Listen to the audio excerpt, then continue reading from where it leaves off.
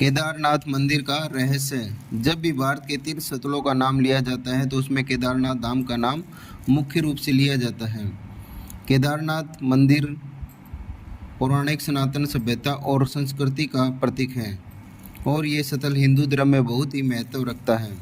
केदारनाथ मंदिर में हिंदुओं की आस्था जुड़ी हुई है। केदारनाथ मंदिर हिंदू धर्म में प्रचलित है तथा यह मंदिर भारत के राज्य उत्तराखंड के रुद्रप्रयाग जिले में स्थित है। केदारनाथ मंदिर हिमालय पर्वत की गोद में स्थित 12 ज्योतिर्लिंग में शामिल है। इस मंदिर का निर्माण कत्यूरी शैली से किया जाता है और इसके निर्माता पांडव वंश जनमेजय हैं। केदारनाथ मंदिर का निर्माण द्वापर युग में हुआ था। इस मंदिर में स्थित स्वयंभू शिवलिंग बहुत ही प्रचलित एवं प्राचीन है। केदारनाथ मंदिर के इतिहास की बात की जाए तो यह मंदिर बहुत ही प्राचीन है और विद्वानों एवं ऋषियों के अनुसार इस मंदिर का निर्माण 80वीं सदी के में द्वापर युग के समय हुआ था। इस मंदिर के चारों ओर बर्फ के पहाड़ हैं। केदारनाथ मंदिर मुख्य रूप से 5 नदियों के संगम का मुख्य धाम माना जाता है और यह नदियां मंदाकिनी, मधुगंगा, श्री गंगा, सरस्वती और श्रवण गौरी है।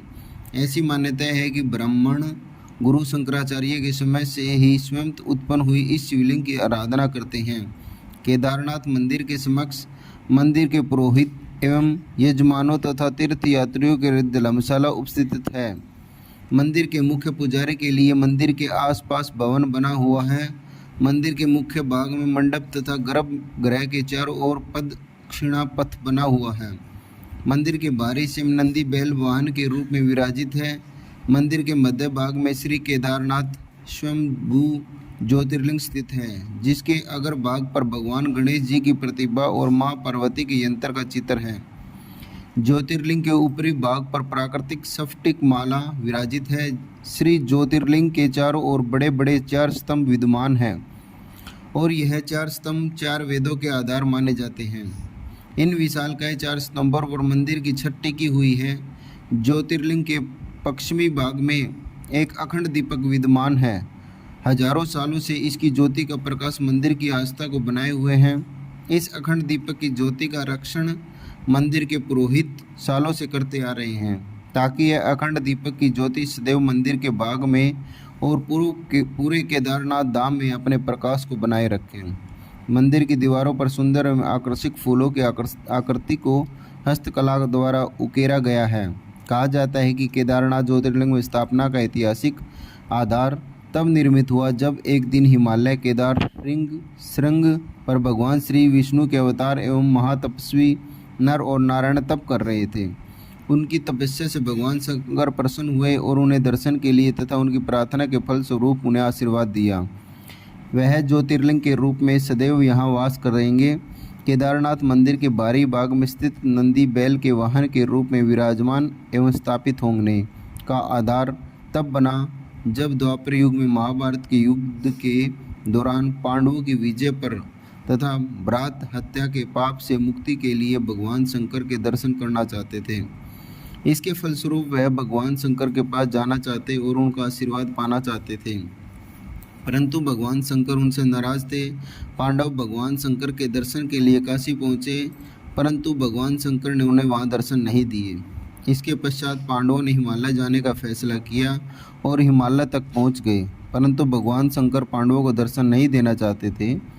इसलिए भगवान शंकर वहां से भी अंतर्ध्यान हो गए और केदारनाथ में वास किया। पांडव भी भगवान शंकर का आशीर्वाद पाने के लिए एकजुटता से और लगन से भगवान शंकर को ढूंढते ढूंढते केदार पहुंच गए। भगवान शंकर ने केदार पहुंचकर बैल का रूप धारण कर लिया था। केदार पर बहुत सारी बैल उपस्थित थी। पांडवों को कुछ संदेह हुआ, इसलिए भीम ने अपना विशालकाय रूप धारण किया और 2 पहाड़ों पर अपने पैर रख लिए। भीम के इस रूप से भयभीत होकर बैल भीम के पैर के नीचे से दोनों पैरों में से होते हुए भागने लगे, परंतु एक बैल भीम के पैर के नीचे जाने को तैयार नहीं थी। भीम बलपूर्वक उस बैल पर हावी होने लगे, परंतु बैल धीरे धीरे अंतर्ध्यान होते हुए भूमि में सम्मिलित होने लगा। परंतु भीम ने बैल की त्रिकोणात्मक पीठ का भाग पकड़ लिया। पांडवों के इस दृढ़ संकल्प और एकजुटता से भगवान शंकर प्रसन्न हुए और तत्काल ही उन्हें दर्शन दिए। भगवान शंकर ने आशीर्वाद रूप में उन्हें पापों से मुक्ति का वरदान दिया। तब से ही नंदी बैल के रूप में भगवान शंकर की पूजा की जाती है। क्यों कहा जाता है पंच केदार? ऐसी मान्यता है कि जब भगवान शंकर नदी के बैल के रूप में प्रकट हुए थे तो उनका धड़ से ऊपरी भाग काठमांडू में प्रदर्शित हुआ था तथा वहां अब पशुपतिनाथ का प्रसिद्ध मंदिर स्थापित है। भगवान शिव की भुजाएं तुंगनाथ में, भगवान शिव का मुख रुद्रनाथ में, नाभि मध्यमेश्वर में तथा भगवान शंकर की जटाएं कल्पेश्वर में प्रकट की हुई थी। इन्हीं विशेषताओं के फलस्वरूप श्री केदारनाथ को पंचकेश्वर भी कहा जाता है।